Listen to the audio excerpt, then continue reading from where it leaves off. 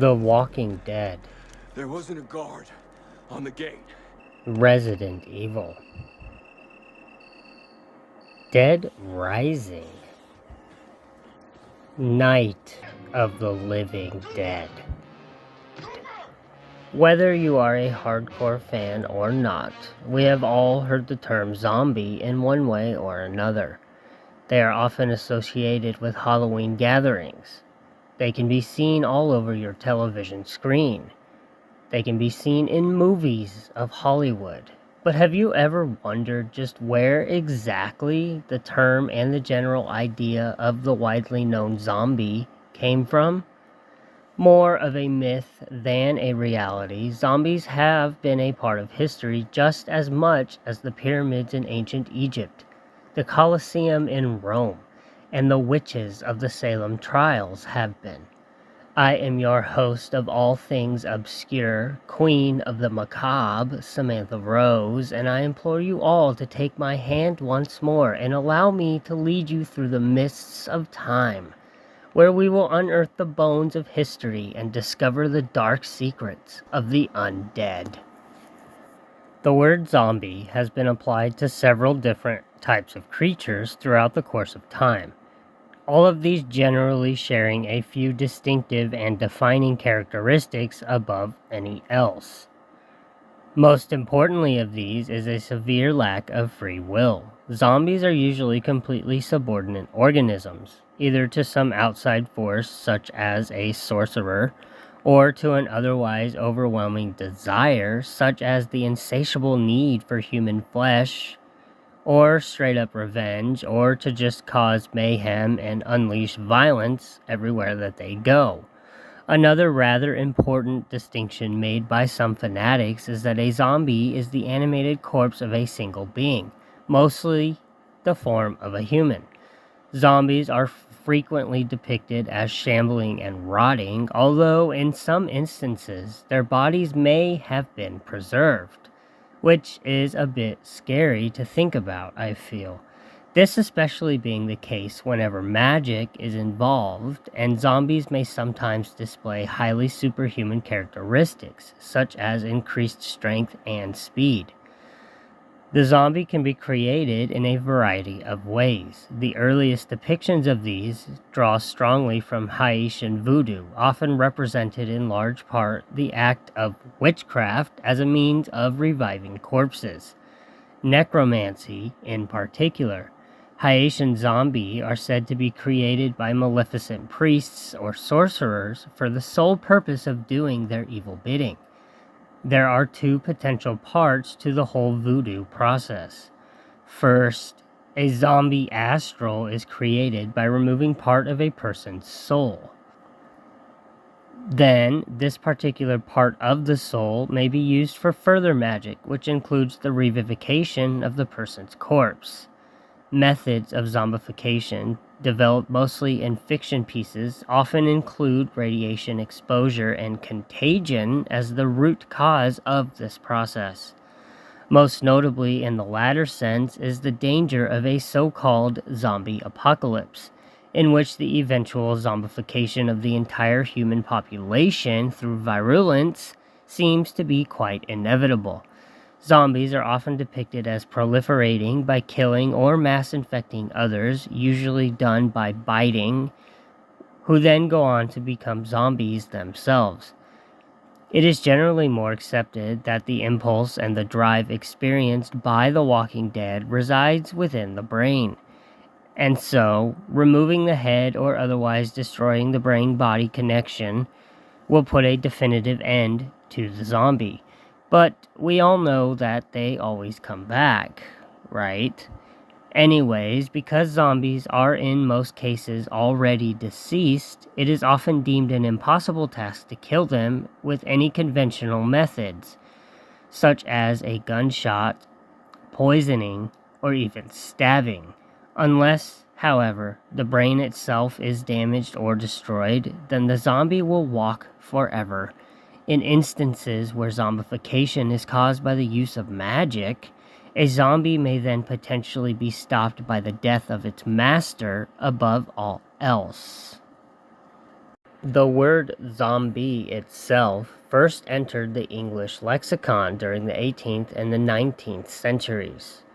It was often attributed to British writer Robert Southey. However, the idea of the Walking Dead had existed in various cultures for centuries before this point. The idea of zombieism in fiction is widely believed to have been totally galvanized by the non-fiction book The Magic Island, which is a travelogue of Haiti by William Seabrook that was initially published in 1929. This book detailed his own personal observations of voodoo zombie. 3 years following the Magic Island's publication, and the very first feature-length zombie film called White Zombie, a film that was heavily inspired by the book, as well as a stage play simply called Zombie. In this film, a lovesick man conspires with a dark sorcerer, which was played fabulously by the one and only Bela Lugosi, who would go on to play the titular Dracula, to turn the object of his affections into a zombie just after she had wed someone else, doing so as a means of him having control over her. This, I feel, is a metaphor for domestic relationships as a whole. Well, the woman dies and is then given a funeral, only to later rise from the dead through the powers of witchcraft. More voodoo-influenced zombie films followed this one, including a loose sequel to White Zombie itself called Revolt of the Zombies in 1941, as well as I Walked with a Zombie in 1943. And as the United States began to become more involved with the atomic age, zombie and alien stories began to emerge without restraint, as in the famous Ed Wood directed cult favorite film Plan 9 from Outer Space in 1959, as well as Invisible Invaders of that same year, the latter of these featuring aliens that attempt to enslave the dead, because why not? And by the 1940s, zombies had also become a rather regular feature in comic books and other pulp magazines. It was in the media that zombies were depicted as rotting corpses rather than preserved ones, which would have been much more historically accurate given the origins of Haitian Vodou. The most important major turning point in all of zombie lore was with an American filmmaker named George A. Romero, with his absolutely insane film Night of the Living Dead in 1968. This was a low-budget film, even for the time in which it was made, and it was greatly inspired by I Am Legend from 1954, a novel that was written by Richard Matheson that depicted vampires driven solely by an insatiable desire for blood.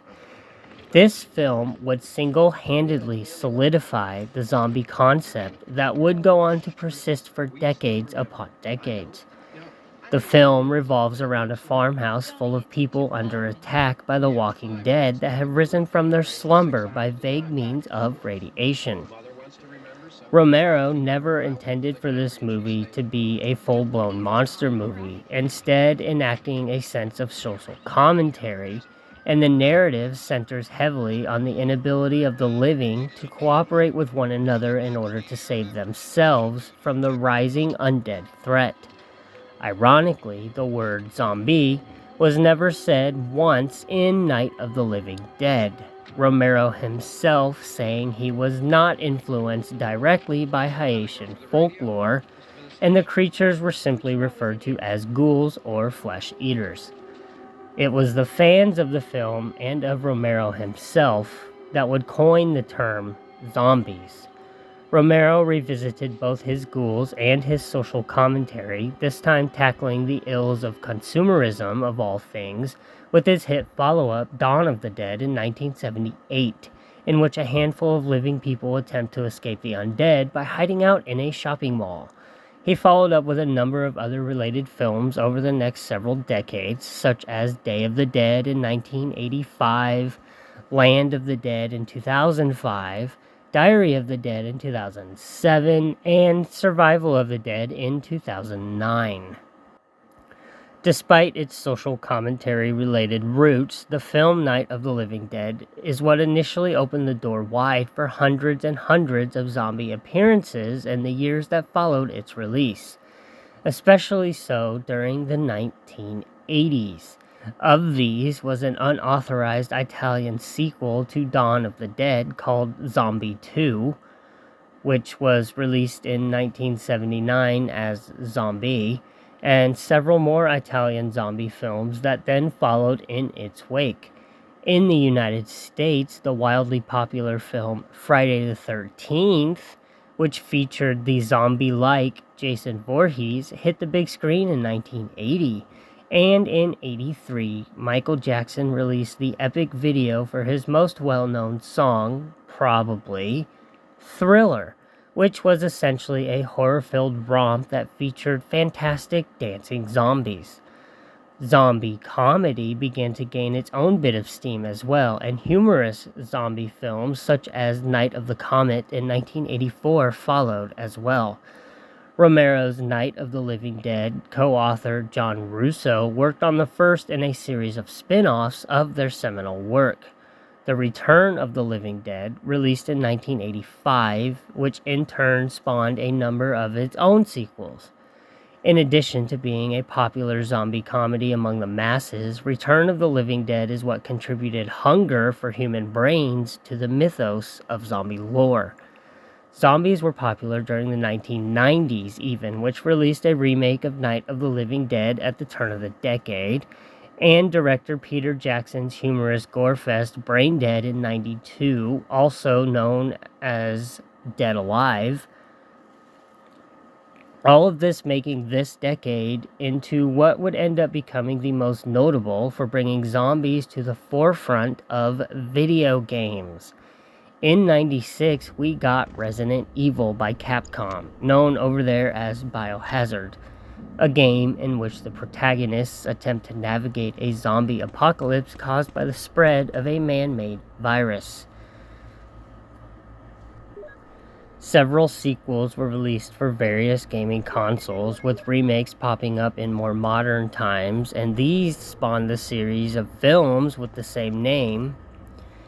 And then there was House of the Dead, a light gun arcade game, which was released in 97 on the heels of Resident Evil's success.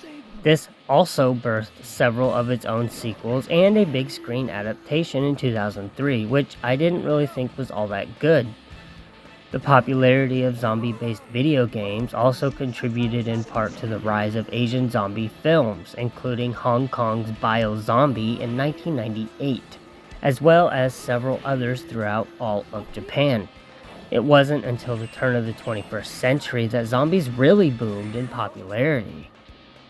Zombie books started to show up on the shelves everywhere, with author Max Brooks releasing both the tongue-in-cheek The Zombie Survival Guide: Complete Protection from the Living Dead, yes, that is the complete title of this thing, as well as the best-selling apocalyptic novel World War Z, an oral history of the zombie war. Horror icon and modern writing legend Stephen King even published a zombie novel of his own during this time in 2006 called Cell. Also of notable concern was Seth Grahame-Smith's Pride and Prejudice and Zombies in 2009, which took Jane Austen's public domain text and added a horror spoof twist to it. And then there was the comic book Titan series The Walking Dead, which started in 2003 and was adapted to television in 2010. Zombie films and video games continued to gain huge popularity, with the zombie menace shifting from a shambling mob to rage-filled sprinters in Danny Boyle's apocalyptic 28 Days Later, as well as Zack Snyder's big-budget remake of Dawn of the Dead, and in video games such as Dead Rising and Left 4 Dead. Both of these were followed by equally popular and equally appraised sequels. Zombie comedy also experienced a revival, funny that, with self-proclaimed British rom-zom-com romantic zombie comedy, because why not, Shaun of the Dead, with the ever-hilarious Simon Pegg, which lampooned aspects of the zombie genre, and further paved the way ahead for other comedies such as Fido, Dead Snow, and the box office smash hit Zombieland in 2009. Each and every single one of these examples is a testament to just how drastically zombies have changed and evolved since their initial inception and involvement with voodoo culture. During the 21st century, zombies came alive on the big screen as well as off the page. Larger cities around the world adopted zombie walks, which were mobs that were sometimes spontaneously organized of people in zombie costume and makeup. Some people offered zombie fitness classes even, or materials for survival, through which the participants would learn the skills that were needed to survive should there ever come a zombie apocalypse. And even the Centers for Disease Control and Prevention posted a zombie preparedness article in their public health blog to generate buzz about disaster preparedness in general. Or perhaps these guys know something that we don't. With zombie entertainment spanning from staged plays to video games to big silver screens as well as TV, it became quite apparent at this point that the zombie menace was impossible to suppress indeed. And that, my friends, however brief, is the history of The Walking Dead. I don't really know who this video is catering to, other than a general curiosity from yours truly. I also want to dedicate this video to my lovely and beautiful spouse, who is out there working tonight as I record these words. So, to Christine, as well as any other night owls, be sure to stay clear of cemeteries and avoid dark alleyways. You never really know if the ground will break away beneath you as an undead hand latches on to your ankle.